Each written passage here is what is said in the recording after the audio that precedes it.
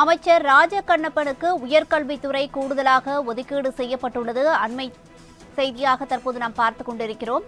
முழுமையான விவரங்களை வழங்குவதற்காக செய்தியாளர் நந்தினி இணைப்பில் இருக்கிறார். அவரிடம் விவரங்களை கேட்டு அறியலாம். நந்தினி, இது குறித்தான விவரங்களை பதிவு பண்ணுங்க. பிற்படுத்தப்பட்டோர் நலத்துறை அமைச்சர் ராஜகண்ணப்பனுக்கு கூடுதலாக உயர்கல்வித்துறை ஒதுக்கீடு செய்து தற்போது தமிழ்நாடு அரசின் சார்பில் அறிவிப்பு வெளியிடப்பட்டிருக்கிறது. சொத்து குவிப்பு வழக்கில் ஏற்கனவே உயர்கல்வித்துறை அமைச்சராக இருந்த பொன்முடி மற்றும் அவரது மனைவிக்கு சென்னை உயர்நீதிமன்றம் தண்டனை வழங்கியிருக்கிறது.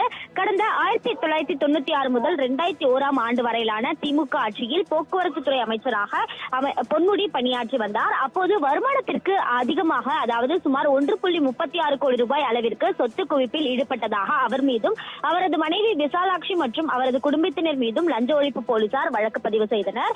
அந்த வழக்கின் தீர்ப்பானது இன்று வெளியாகியது. அந்த வகையில் தீர்ப்பை வாசித்த நீதிபதி ஜெயச்சந்திரனை பொறுத்தவரையில் பொன்முடி மற்றும் அவரது மனைவிக்கு 3 ஆண்டு சிறை தண்டனையும் தலா 50 லட்சம் அபராதமும் விதித்து உத்தரவு பிறப்பித்தார். மட்டுமல்லாமல் மேல்முறையீடு செய்ய ஏதுவாக அந்த தண்டனை தீர்ப்பை 30 நாட்கள் வரை ஒத்திவைப்பதாகவும் தெரிவித்திருந்தார். அந்த வகையில் அவருடைய சட்டமன்ற உறுப்பினர் பதவி மற்றும் அமைச்சர் பதவி என்பது பறிபோகியது.